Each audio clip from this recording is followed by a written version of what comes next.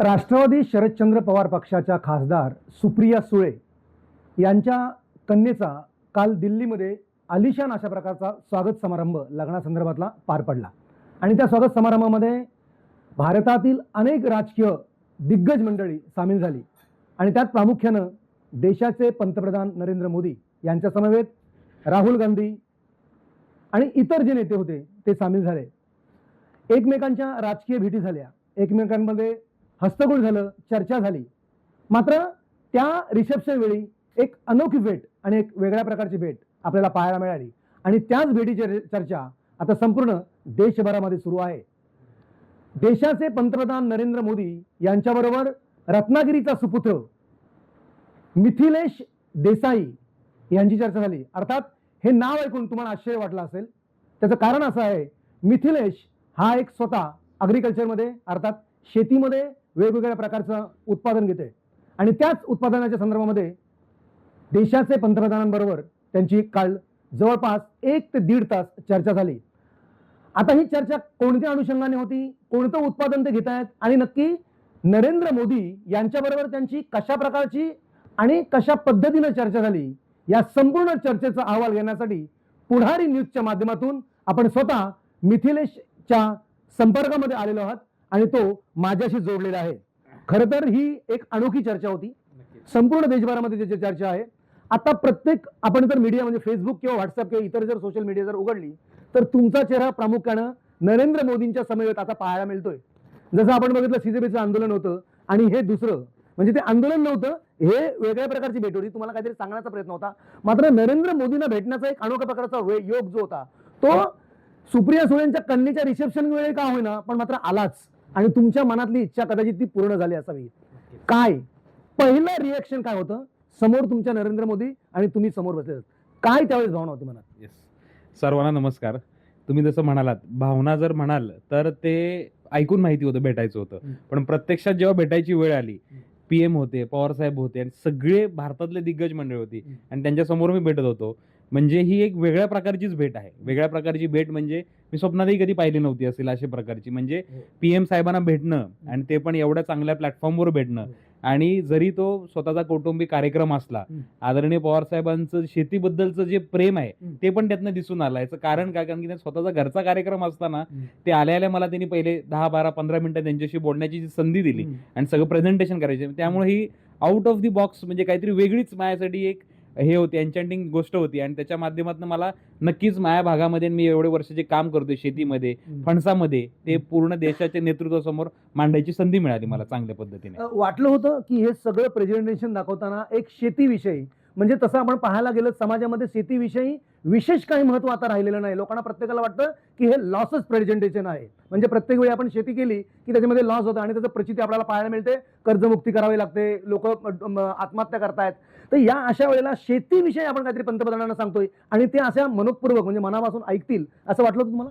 मला असं खरंच कधी वाटलं नव्हतं आणि मुळात सर्वात काय झालं की जेव्हा मोदी साहेब येणार होते तेव्हा त्यांची एसपीजी आणि सगळे फार सिक्युरिटी टाईट होते, आम्हाला बाहेर थोडं ठेवलं होतं, पण जेव्हा खुद्द आल्यावरती पवार साहेब पहिले 2-3 मिनिटं त्यांना सांगत होते की जॅकफ्रूट की खेती त्याच्याबद्दलची सगळी माहिती, आम्ही करत असलेलं काम, मग त्यांनी विचारलं असेल की बाबा कोणी आहे किंवा काय आणि हे सगळे प्रोडक्ट्स होते, मग तेव्हा त्यांनी बोलवून घेतलं आणि मग मी त्यांच्या शेजारी जेव्हा उभा राहिलो तेव्हा मग त्यांनी मला पहिलं विचारलं की आप कहाँ से हो, आप एग्जैक्टली मतलब फार्मिंग में जैकफ्रूट में क्या करते हो और आपके जैकफ्रूट में हम लोग और क्या कर सकते। मग तेव्हा मी त्यांना सांगायचा सुरुवात केली की बाबा मी रत्नागिरीचा आहे, मी ॲग्रिकल्चर इंजिनियर आहे, आमच्याकडे एवढ्या जगभरातल्या व्हरायटीज आहेत, फणसाचं ग्लोबल एक्सपोर्टचं मार्केट एवढं मोठं आहे आणि भारतामध्ये 85 ते 90% देशामध्ये एवढ्या मोठ्या प्रमाणावरती फणस आहे, म्हणजे ज्या राज्यांमध्ये बर्फ पडतो ती राज्य सोडली तर सगळीकडे फणस आहे आणि साधारण $2 बिलियन इकॉनॉमी ही आपली दरवर्षी वायाला जाते आणि व्हिएतनाम, मलेशिया सारखे छोटे छोटे देश जगभरामध्ये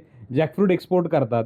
मग फणसाचे वेगवेगळ्या प्रकारचे बाय प्रोडक्ट्स, म्हणजे ही एक चांगला ब्लेंड आदरणीय साहेबांनी पहिलेच ते सांगितलं होतं आणि मला नंतर तिथून पुढे कन्व्हे करायला आणि सांगायला आणि मोदी साहेबांनी खूप इंटरेस्ट देऊन ते ऐकलं आणि त्यांनी मला खूप चांगल्या पद्धतीने तिथे रिस्पॉन्ड केला आणि मग मला त्यांच्याशी चांगल्या पद्धतीने संवाद देखील साधता आला। म्हणजे शरद पवार आधी त्यांच्याशी 2 ते 4 मिनिटं बोलल्याच्या नंतर तुम्ही वेगळ्या बाजूला उभे होतात, एक कुतूहल होतं वेगळ्या प्रकारचं की ते सांगतायत, आता याला रिस्पॉन्स जर दिला नाही तर आपली भेट मात्र होऊ शकत नाहीये। मात्र शरद पवारांच्या बोलण्याला रिस्पॉन्स मिळाला आणि भेट निश्चित झाली, तुम्हाला तिथे समोर जाता आलं. नक्कीच ती खरी गोष्ट आहे. कारण की पवार साहेब मला गेले 6-7 वर्षापासून बघत आहेत आणि जॅकफ्रूट सारख्या पूर्ण दुर्लक्षित पिकाला त्यामधून काय-काय करता येतं. मी जेव्हा ती लेदरची बॅग जेव्हा साहेबांना दाखवली, साहेबांना खूप आवडली आणि साहेबांनी मला गेल्या आठवड्यातच सांगितलं, की असं-असं आपण पीएम सरांना भेटणार आहे, तर तेव्हा तुम्ही घेऊन आपण पीएम सरांना हे सगळं प्रेझेंट करू. अच्छा. आपण ते साहेबांनी जेव्हा सांगितलं आणि हे प्रत्यक्षात घडणं ह्याच्यामध्ये म्हणजे ती खरंच आश्चर्यजनक गोष्ट आहे. आणि एवढ्या मोठ्या प्लॅटफॉर्मवर मुळात पवार कुटुंबाचं मला ते आभार मानू वाटतात. कारण की त्यांचा कौटुंबिक कार्यक्रम असताना देखील बरोबर आहे. ह्या चांगल्या प्रकारची ही जी संधी आहे आणि देशासमोर प्रतिनिधित्व करण्याची जी संधी आहे आणि माझ्यासारख्या कोकणातल्या ग्रामीण भागातल्या शेतकऱ्याला ही संधी मिळाली, मला त्याचा खूपच अभिमान आणि आदर वाटतो त्या बाबतीत. अच्छा, आता आपण पुढे जाताना एक गोष्ट नमूद करावी लागेल. कोणतं उत्पादन आहे जे आपण इतक्या वर्ष करतायत, जे कुतूहलानं करताय, जे अगदी मेहनतीनं करताय, ते लोकांपर्यंत पोहोचत नव्हतं. मग एक वेळेला केल्याच्या नंतर पंतप्रधानांबरोबर चर्चा आणि मग ते देशभरामध्ये प्रसारित होणं. कोणतं असं उत्पादन तुम्ही घेताय, त्यातून काय उत्पन्न मिळतं आणि या सगळ्या प्रयत्नांना आता हे सगळं यश येताना कुठेतरी दिसतंय का? नक्कीच. जो म्हणजे मी मुळात काम करतो आम्ही हे फणस या पिकामध्ये. माझे वडील गेले साधारण 30-40 वर्षापासून याच्यामध्ये काम करतायत. मी ॲग्रिकल्चर इंजिनिअरिंग करत होतो तेव्हा राहुरी कृषी विद्यापीठात, तेव्हा त्यांनी भारतात पहिल्यांदा फणसाची कमर्शियल लागवड सुरू केली अच्छा. आणि गेले 10 वर्षापासून मी फणस या पिकामध्ये करतोय. फणस म्हणालं की आपल्याला फक्त कापा आणि बरका म्हणजे तो बरोबर आहे. सॉफ्ट फ्लेश आणि हार्ड फ्लेश. नक्कीच, नक्कीच. मार्केटमध्ये गेलो की आपण विचारतो कापा फणस कुठला आहे. हो, हो. मग जेव्हा त्याचा रिसर्च केला, माझ्या वडिलांनी लागवड तर केली होती, पण त्याच्यावरती पूर्णपणे कशा पद्धतीने म्हणजे मी राहुरी नंतर दिल्लीला UPSC करत होतो. अच्छा. प्रिलिम्स मेन्स पर्यंत वगैरे, पण नंतर आम्ही ठरवलं की कुठल्याही प्रकारची नोकरी करायची नाही आणि फुल टाइम वडिलांसोबत शेतीमध्ये राहायचं आणि गेले 10 वर्षापासून मी लांजालाच आहे. अच्छा. मग फणसामध्ये नुसतंच प्लांटेशन करून उपयोग नाही, तर मग त्याचं प्रोसेसिंगमध्ये काय करता येतं, मग ते छोट्या प्रमाणावरती मग म्हणजे जसं बघाल की काजू, आंबा, द्राक्ष याचे मार्केट सेट आहेत. फणस हे नवीन क्रॉप होतं म्हणजे आहे शेकडो वर्षापासून, हो. पण अंडर युटिलाइज त्याचं महत्त्वच माहीत नव्हतं. हो, yes. किंवा सागवान नंतर सर्वात चांगलं लाकूड फणस आहे म्हणून लोकांनी फणसाची झाडं तोडून टाकली. मग आम्ही पहिल्या व्हरायटीज गोळा केल्या. मग तेव्हा मला समजले की पूर्ण जगामध्ये 128 व्हरायटीज आहेत फणसाच्या. तर आजच्या घडीला त्यातल्या 88 व्हरायटीज आमच्या शेतावरती लांजाला इथं झापडे इथं लावलेल्या गेलेल्या आहेत. आणि त्या 88 व्हरायटीजमध्ये आपण फणस फक्त पिवळ्या कलरचा पाहिला असेल, बरोबर आहे. लाल कलरच्या करायचा, भगव्या कलरच्या करायचा, वर्षातनं 2 वेळा येणारा, कुंडीत धरणारा, 2 किलोच्या वजनापासून 50 किलोपर्यंतच्या व्हरायटीजचा, अशा अनेक प्रकारच्या व्हरायटीज. मग त्यात पण आम्ही कमर्शियल व्हरायटीज शोधल्या. कोकणात येणाऱ्या कुठल्या, पश्चिम महाराष्ट्रात येणाऱ्या कुठल्या, मराठवाड्यात कुठल्या, विदर्भात कुठल्या. हे का? तर महाराष्ट्रातल्या प्रत्येक गावामध्ये फणसाचं झाड आहे एक तरी. याचा अर्थ काय की फणसाची लागवड होऊ शकते. पण मग व्हरायटीज कुठल्या लावायच्या हे माहीत नव्हतं. तर एवढे वर्ष आमची पहिली 5-6 वर्ष त्या R&D मध्ये गेली. 2020 साली मी शेतकरी उत्पादक कंपनी फॉर्म केली आणि आजच्या घडीला ती भारतातली सर्वात मोठी फणस या पिकामध्ये काम करणारी शेतकरी उत्पादक कंपनी. एवढे वर्ष प्रोसेसिंग युनिट होतं छोटं. बरं. आता थोडं एक्सपान्शन आम्ही त्याचं केलेलं आहे.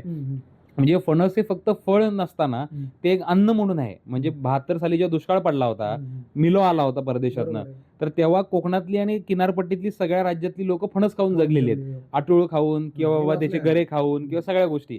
तीच गोष्ट सेम रेप्लिकेट झाली श्रीलंकेत 2020 आणि 21 मध्ये. अच्छा. तो देश जेव्हा डबघाईला गेला तर बीबीसीने त्याचा रिपोर्ट फार चांगला केलाय की ग्रामीण भागातला श्रीलंका देश 2 वर्ष फणस खाऊन जगलाय. म्हणूनच हे फणस ग्लोबल फूड हंगर इंडेक्समध्ये सर्वात प्रॉमिनंटली डिनोटेड क्रॉप आहे. म्हणजे फळ नसून हे अन्न आहे, हे हेल्थ प्रोडक्ट आहे, हे न्यूट्रासिटिकल प्रोडक्ट आणि त्या सगळ्याचे जे बाय प्रोडक्ट्स जे आम्ही एवढे छोट्या प्रमाणावर करतो आणि भविष्यात जे आम्ही स्केल करणार आहे ते मला काल पंतप्रधान महोदयांसमोर मांडण्याची संधी मिळाली. म्हणजे आम्ही आता शेतकरी उत्पादक कंपनी प्रोसेसिंग युनिट तर केलं, आता आम्ही प्रायव्हेट लिमिटेड कंपनी देखील फॉर्म केली आहे, ज्याच्या माध्यमातून आम्ही प्रायव्हेट इन्व्हेस्टमेंट रेज करून हे कन्झ्युमर पर्यंत इझिली कसं पोहोचवता येईल. म्हणजे रेडी टू ईट फॉर्म मध्ये, म्हणजे फणसाचे गरे असतील, विगन मीट म्हणजे शाकाहारी मटण. आता जगामध्ये बघाल तर सोयाबीन किंवा बाकीच्या गोष्टी विगन मीट म्हणून वापरलं जातं. पनीरचं अडल्ट्रेशनचं प्रमाण आपल्याला माहिती आहे. पण फणस हे भविष्यामध्ये पनीरला पूर्णपणे रिप्लेस करेल. याचं कारण मी तुम्हाला सांगतो. फणस जेव्हा छोटा असतो तेव्हा त्याला श्रेड्स असतात. म्हणजे जसं चिकन मटनला स्वतःची चव नाही, पण त्याला टेक्स्चर आहे. फणसाला पण सेम टेक्स्चर आहे. आपण मसाले टाकतो त्यामुळे चव येते आणि टेक्स्चरमुळे लोकांना आवडतं. 7च्या 7 दिवस तर कोण नॉनव्हेज खाऊ शकत नाही, 2-3 दिवस. तर उरलेले दिवस is the market of the jackfruit. परत कच्च्या गऱ्यांची ही पावडर ही टाईप 2 ऑफ डायबिटीससाठी क्युअर म्हणून all over the world prove झालेली आहे. तेच मी प्रोडक्ट काल देखील लावलं. रॉ जॅकफ्रूट फ्लोअर अटूळ जे आहे ते उत्कृष्ट प्रकारचं प्रोटीन सोर्स आहे. ही इन्फंट बेबीजना किंवा प्रेग्नंट वुमनसाठी खूप चांगलं आहे. आणि एवढे वर्ष ग्रामीण भागामध्ये म्हणूनच वर्षानुवर्ष खाता येतं, पण त्याचं कधी कमर्शियल प्रॉडक्ट कधी झालं नाही. तर ते मी काल प्रेझेंट केलं. आणि मग त्याच्या पुढे जाऊन आम्ही जेव्हा 10 किलोचा फणस प्रोसेस करायचो त्या 4 किलो त्यातलं वेस्ट निघायचं. मग ह्या वेस्टचं करायचं काय? मग आम्ही ते पूर्वी फणसाची साल फेकली की गाय किंवा म्हैस येऊन खाते, हे आपण बघितलं होतं. पण मग ते कॅटल फीड म्हणून तर होतच, पण प्रीमियम काय करू शकतो. मग तेव्हा आम्हाला संकल्पना आली की ह्याचं आपण लेदर बनवता येतं का, कारण की आजच्या घडीला लेदरचे बॅग्स वॉलेट सगळं जे आहे हे लाईव्हस्टॉक कटिंगने होतं, बरोबर आहे. पण ते काळांतराने कमी होणार. जर ॲग्रिकल्चर वेस्ट पासून जर एवढे प्रीमियम प्रॉडक्ट्स बनतायत तर हे फार इनोव्हेटिव्ह आहे. आणि हे खुद्द पवार साहेबांना एवढं आवडलं, मग साहेबांनी तेव्हा ठरवलं की आपण हे पीएम सरांना प्रेझेंट करू, जो त्यांना जी संधी काल आम्हाला मिळाली ती. आणि मग काल मी पीएम सरांनी बॅग प्रेझेंट केली, एक पासपोर्ट होल्डर त्यांना दिला जो जॅकफ्रूटच्या वेस्टपासून बनलेला, आणि त्या जॅकफ्रूटच्या बॅगमध्ये एक NFC ची चिप होती. म्हणजे टेक्नॉलॉजी आणि ॲग्रिकल्चरची सांगड कशी आहे. तर जेव्हा तो मोबाईल टॅप केला मी, तर त्या व्हिडिओमध्ये पाहत असाल आपण, तर मी मोदी साहेबांचा पूर्ण ट्रेस तिथं ओपन झाला जॅकफ्रूटचा. म्हणजे आदरणीय मोदी साहेबांचं नाव, prime minister of India, this is a gift to the prime minister of India from the farmers of Maharashtra. आणि मग त्याच्यामध्ये पूर्ण जॅकफ्रूटची स्टोरी कधीपासून सुरू झाली, याच्यामध्ये खतं फवारणी आहे की नाही, कशा प्रकारचं आहे, शेतकऱ्याला ॲक्च्युअल किती पैसे मिळतात, ही सगळी ट्रेसेबिलिटी माझ्या मित्र गौरव सोमवंशी, याचे कंपनी इमरटेक इनोव्हेशन्स आहे, त्यांनी ही पूर्ण ट्रेसेबिलिटी केली होती. आणि ह्याच्या माध्यमातून मग त्यांना ते खूप आवडलं की ग्रामीण भागामध्ये यंग टॅलेंट लोक काही करू शकतात. आणि मग फणसाचा प्रचार, मग मी त्यांना एक पंतप्रधान महोदयांना की जसं आपण मिलेट इयर केलं, गेल्या वर्षी मखानाचं प्रमोशन केलं, तसं आपण एक जॅकफ्रूट इयर म्हणून करता येऊ शकतं, जेणेकरून जॅकफ्रूटची ब्रँडिंग मार्केटिंग आपोआप होईल.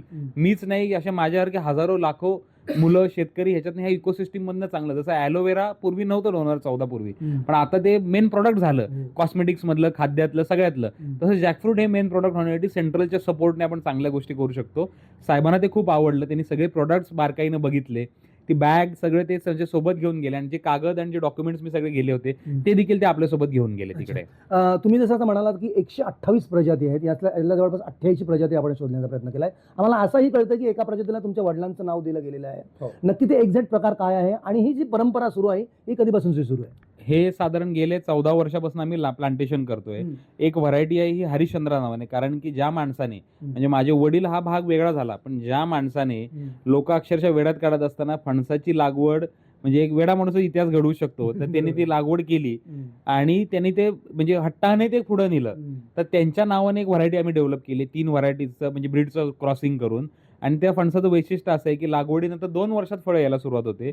आपल्याकडचे फणस हे मे जूनला पिकतात, तो फणस फेब्रुवारीत पिकतो आणि पूर्ण भगव्या कलरच्या रंगाचा फणस आहे, आणि ती पूर्ण कमर्शियल व्हरायटी आहे. तर एक माझ्या वडिलांच्या नावाने, आणि अशा मग बाकी सगळ्या म्हणजे टोटल 88 प्रकारच्या व्हरायटीज, आणि ही मोस्ट सेलिंग ही आमची हरिश्चंद्रा व्हरायटी त्याच्यामध्ये आहेच. बट ऑब्वियस या सगळ्या प्रजाती तुम्ही शोधण्याचा प्रयत्न केला, तुम्हाला किती कालावधी या संदर्भातला लागला? कारण आत्ताच्या स्टेजमध्ये बघत असाल तर आपल्यासारख्याला फक्त 2च माहिती आहेत, आणि त्यामुळे 88 128 पर्यंत हा किती कालावधी लागला आणि किती चॅलेंजिंग होतं हे सगळं? हे टोटल हा 13 वर्षाच्या याला कालावधी गेला मुळात म्हणजे. आणि हे चॅलेंजिंग म्हणजे आता तरी ते हॅबिच्युअल क्रॉप झालं, मेनस्ट्रीम क्रॉप झालं एवढ्या वर्षाच्या प्रयत्नाने. पण पहिली 5-6 वर्ष जी आहेत ती पूर्ण म्हणजे अक्षरशः म्हणजे मी पण UPSC सोडून दिली. मग कुटुंबातनं पण मला बरंचसं प्रेशर होतं की तू नोकरी कर, बँकिंग नोकरी कर, हुशार मुलगा आहेस तर तू हे करू नको, शेती नको किंवा अशा पद्धतीने.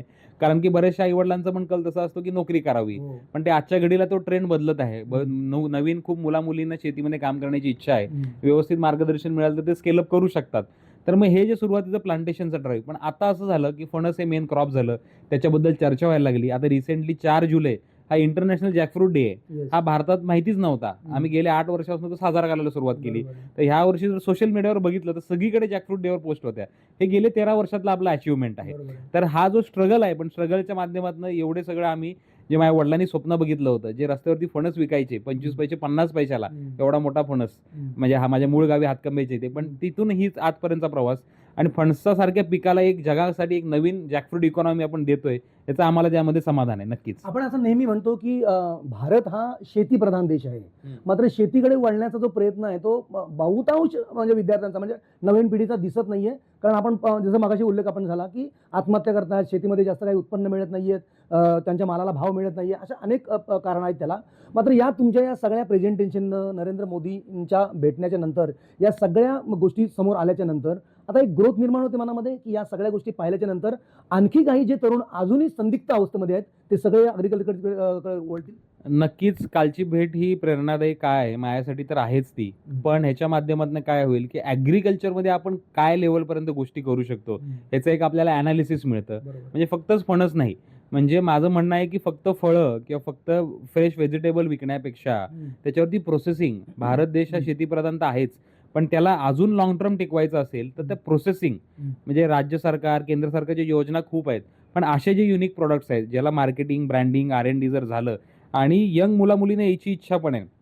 पालकांचं आणि पाल्यांचं कम्युनिकेशन पण फार चांगलं गरजेचं आहे.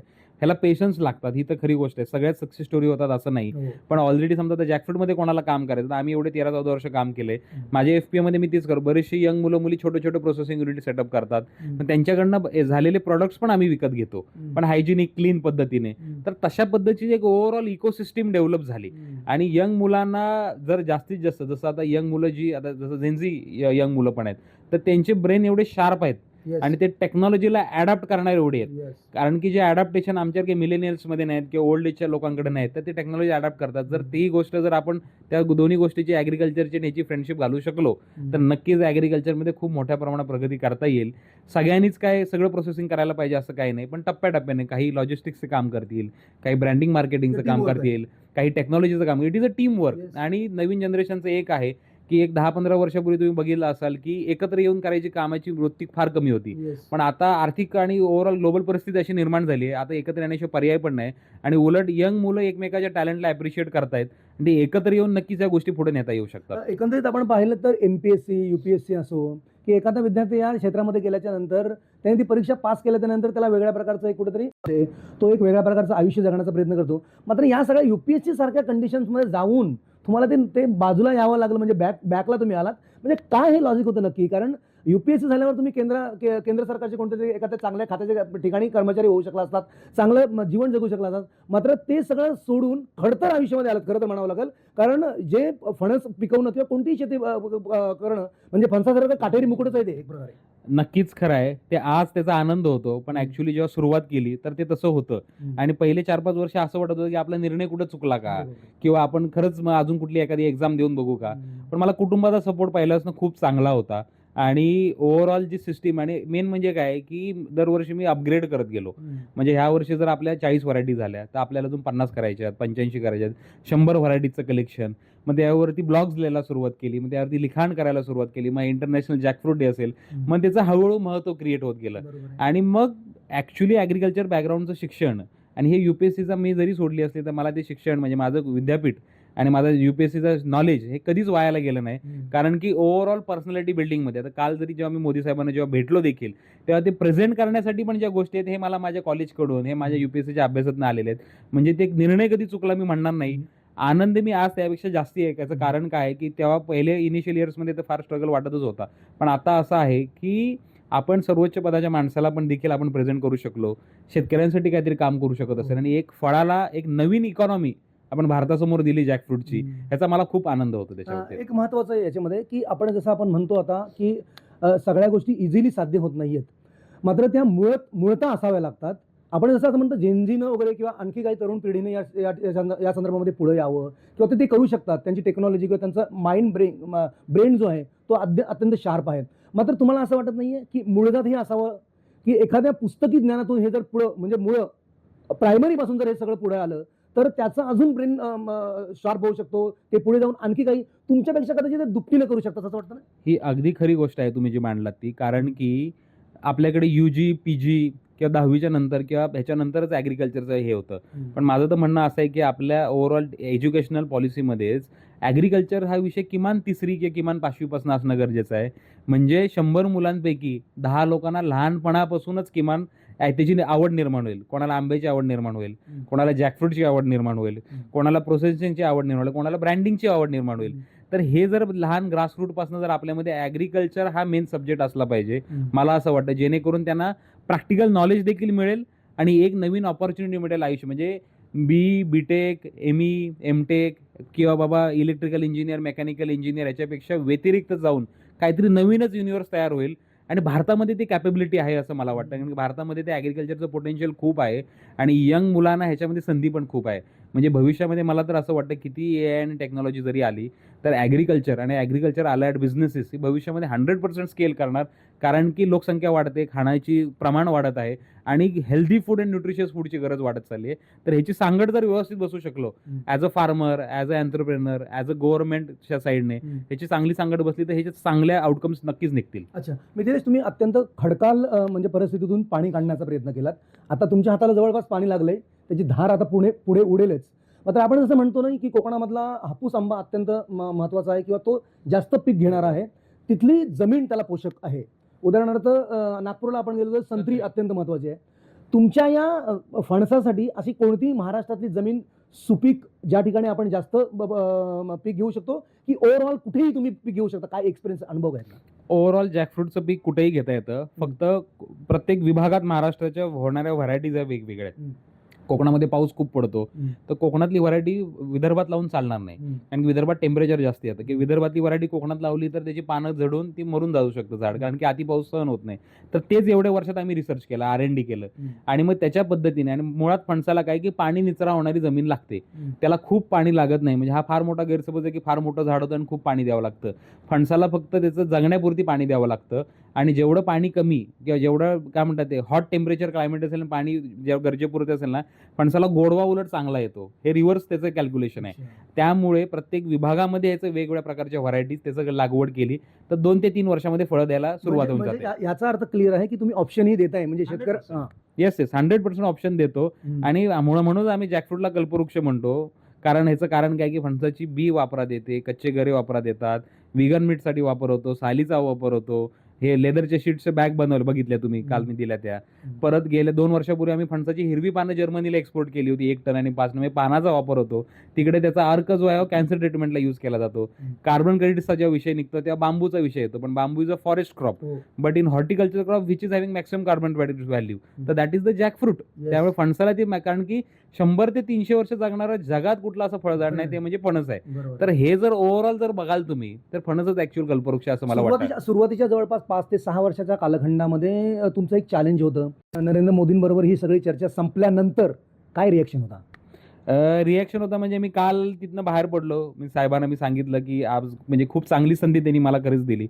म्हणजे स्वतःचा म्हणजे मी राहून मला ते विशेष वाटतं की कौटुंबिक कार्यक्रम असताना पण देखील मला त्यांनी एवढा वेळ देणं, म्हणजे हे काहीतरी वेगळ्याच विजनचा माणूस त्यासाठी लागतो. ही खरी गोष्ट आहे आणि मान्यच करायला पाहिजे. आणि मग नंतर मी तिथून निघून आलो. रात्री मग मेसेजेस वगैरे छोटेफार 1-2 व्हिडिओ. पण आज जे त्याला जे स्वरूप आलं की सिन्स मॉर्निंग म्हणजे मला ते वेळच हे नाही झाला. आणि ज्या प्रकारे मोदी साहेबांचं जे ऑरा आणि त्यांचं जे हे आहे आणि ज्या पद्धतीनं कालचं इंटरॅक्शन झालं कोकणातल्या लोकांना, पूर्ण महाराष्ट्रातल्या लोकांना, माझ्या मित्रपरिवाराला एवढा आनंद झालेला आहे. आणि एक म्हणजे आपणच प्राईम मिनिस्टरांना भेटलो भारताच्या असं सगळ्यांना वाटत आहे. आणि याच्याबद्दल मला खूप अभिमान आहे. मला माझ्या गावाचा, मला माझ्या जिल्ह्याचा, महाराष्ट्राचा खूप अभिमान आहे. आणि नक्कीच आम्ही ॲज अ ग्रुप यंग मुलं मुली सगळे मिळून नक्कीच भविष्यामध्ये शेतीला खरंच शेतीप्रधान आणि त्याचं टेक्नॉलॉजी सांगड घालून मोठ्या प्रमाणावर न्यायचा आमचा कायमस्वरूपी प्रयत्न राहील. शेवटी काय रिफ्लेक्ट होता त्यांचा की खूप छान तुम्ही हे सगळं करताय, देखेंगे हम वापिस मिलेंगे, असं काही वेगळं प्रकारचं बोलणं झालं किंवा मी ह्याच्यामध्ये मन की बात मधून वगैरे काय बोलणार वगैरे असं काय शेवटी एंडिंगला?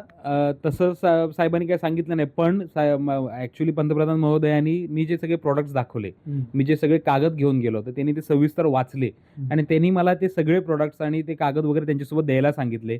आणि त्यांनी मला विशेष विचारलं नाही पण ह्याच्यासाठी काय करता येऊ शकतं. जर त्यांनी हा प्रश्न विचारला तर नक्कीच त्यांच्या डोक्यामध्ये काहीतरी विजनरी आयडिया असणारच आहे, मला असं विश्वास वाटतो. आणि जर तशी जर गरज पडली तर भविष्यामध्ये जर तिकडून जर मला काय बोलवणं आलं तर मी नक्कीच त्या डेलिगेशनमध्ये सहभागी घेईन आणि नक्कीच जॅकफ्रूट या क्रॉपसाठी भारतभर देशासाठी काय करता येईल हा माझा प्रयत्न राहील. पण त्यांच्या सगळ्या एका प्रतिसादाबद्दल किंवा त्यांच्या एखाद्या बॉडी लँग्वेजबद्दल तुमचं हे सगळं ऐकून गेल्याच्या नंतर इतका वेळ तुम्ही दिल्याच्या नंतर तुम्हाला एक अनुभूती झाली की त्यांना खरंच हे सगळं आवडलं असेल? नक्कीच मला ती अनुभूती झाली. कारण की त्यांनी ज्या पद्धतीचे मला प्रश्न विचारले आणि काय करता येऊ शकतं किंवा बाबा ह्याचं ग्लोबल एक्सपोर्टबद्दल काय संधी वगैरे आहेत, तर त्याच्यातनं मला ही खरंच अनुभूती झाली की त्यांना त्याच्यामध्ये खूप इंटरेस्ट आला साहेबांना.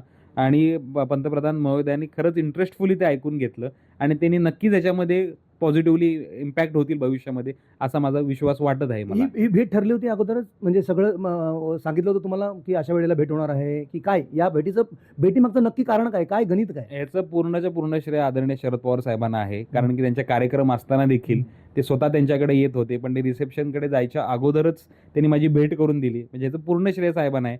मी भेटणार आहे फक्त मला साहेबांनी सांगितलं होतं, पण तेव्हा डायरेक्टली आणि कुठं भेटणार काय भेटणार याचं काहीच ठरलं नव्हतं. ते रिसेप्शनला तुम्ही ज्यावेळेस गेला तेव्हा तुम्हाला माहिती होतं की भेट होणार आहे? तेव्हा मला माहिती होतं भेट होणार होती, साहेबांनी सांगितलं होतं. पण एवढे लोक होती, एवढे शक्यता खूप कमी वाटत होती. आदरणीय पंतप्रधान महोदयांचं एवढं मोठं त्यांचं फोर्स राहते, म्हणजे स्पीचेस वगैरे राहतात, तर ती भेट होईल माझ्या मनात शंका कुशंका होती. पण खुद्द साहेबांनी सांगितलं की जेव्हा हे प्रोडक्ट्स आहेत ते तिथं हे आहेत तिथे आणि त्यांनी बोलवून घेतलं नाही, मोदी साहेबांनी अलाव केलं नाही आणि मग मला जायला दिलं आणि मग रिसेप्शनला तुम्हाला बोलवलं होतं की तुम्ही तुमचा इथं कौटुंबिक संबंध आहे, तुम्ही गेला होता? कौटुंबिक संबंध असं मला साहेबांनी तर इन्व्हाइट केलंच होतं आणि साहेबांनी सांगितलं होतं आणि मेन म्हणजे रिसेप्शन सोबतच ह्या गोष्टी प्रेझेंट करायच्या होत्या कारण की मुळात आदरणीय साहेबांना ह्याच्याबद्दल खूप इंटरेस्ट होता. म्हणजे याचा अर्थ क्लिअर आहे की तुम्हाला हिंट होती की या रिसेप्शनच्या वेळेला तुमची पंतप्रधान मोदींबरोबर या अशा विषयावर भेट होऊ शकते, एक कुतूहल होतं मग मनामध्ये ते सगळं. कुतूहल तर होतं आणि मी तेवढा एक्सायटेड देखील होतो आणि तेवढं पिअर प्रेशर पण होतं माझ्यावरती. पण ज्या पद्धतीनं झालं आणि साहेब जेव्हा एखादी गोष्ट आपल्याबद्दलच सांगतायत, एवढा मोठा नेता जर आपल्याबद्दल सांगतोय, तर त्याचं एक सॅटिस्फॅक्शन होतं आणि त्यामुळेच मी चांगल्या पद्धतीने आदरणीय पंतप्रधान महोदयांसमोर व्यवस्थितपणे मांडू शकलो. अच्छा, एकंदरीत या सगळ्या गोष्टी झाल्याच्या नंतर, तुमची चर्चा झाल्याच्या नंतर काय वाटतं, म्हणजे मोदींबद्दल काय एक समाधान वाटतं? ते भेटले म्हणून तर समाधान आहे, मात्र काय एकंदरीत स्वाभाविक काय वाटतं तुम्हाला त्यांच्याबद्दल? भेटले तर समाधान आहे, पण नक्कीच ह्याच्या माध्यमातून काहीतरी चांगला आउटकम निघेल आणि आम्ही जे प्रयत्न करतोय आणि फक्तच आम्हीच नाही, देशामध्ये जो 85-90% प्रमाणावरती ज्या देशामध्ये जो फणस आहे, जो वायाला जातो, ह्याच्यावरती नक्कीच काहीतरी भविष्यामध्ये पॉलिसी बनेल आणि जे स्वप्न माझ्या वडिलांनी बघितलं होतं, जे अगदी रस्त्यावरती फणस विकत होते, तिथपासून स्वप्न आज इथपर्यंत आलंय. इथून पुढं बऱ्यापैकी आपण 60-70% रस्ता लांबलाय, म्हणजे पूर्ण केलाय. पुढचे 20-30% शिल्लक आहे, तर नक्कीच काहीतरी त्याच्यावर पॉलिसी बनेल, असा माझा त्याच्यावरती विश्वास काहीतरी वाटतोय. हाताला लागलंय असं समाधान आहे? हाताला लागलावं किंवा लागावं म्हणून मी ॲक्चुअली कालची तर तशी भेट घेतलीच नव्हती. पण एक संधी म्हणून किंवा एक बाबा आपल्या भागामध्ये आपण जे काम करतो आणि एक पवार साहेबांनी तर ती संधी देत आहेत. तर त्यासाठी त्या प्रेमापोटी, त्या आदराखातीर आणि आपण जे काम करतो हे सर्वोच्च माणसाला जर आपण प्रेझेंट करतोय, ह्याचं एक समाधान खूप मोठ्या प्रमाणावरती आहे. कदाचित मन की बातमध्ये हे सगळे विषय येऊ शकतात. आय डोंट नो, आता बघता येईल भविष्यामध्ये आपण. तोही एक कुतूहल आहे तुमच्यासाठी, मला वाटतं. कुतूहल नाही दादा तसं म्हणता येणार, कारण की हे बघा, म्हणजे माझ्या वडिलांनी किती ग्राउंडवरनं सुरुवात केली होती. त्यांनी हे कधीच बघितलं नव्हतं की असं काय होईल. त्यांनी तर म्हणजे म्हणजे कुठलाही विचार न करता एफर्ट्स टाकत गेले एवढे वर्षानुवर्ष. तर माझाही तोच विचार आहे की आपण एफर्ट्स टाकत राहणं आपल्या हातात आहे.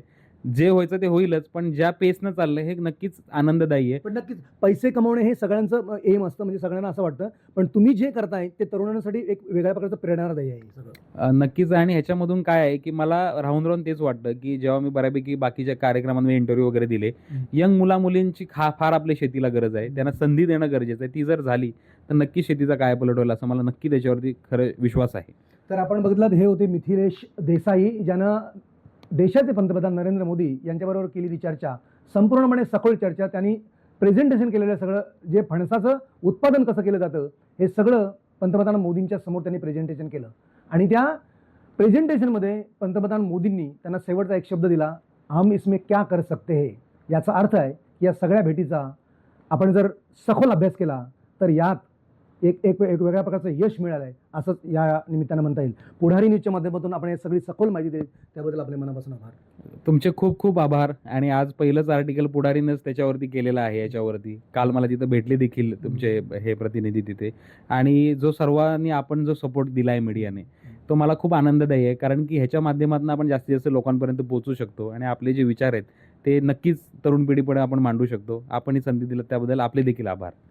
प्रमोद पाटील, पुढारी न्यूज, नवी मुंबई.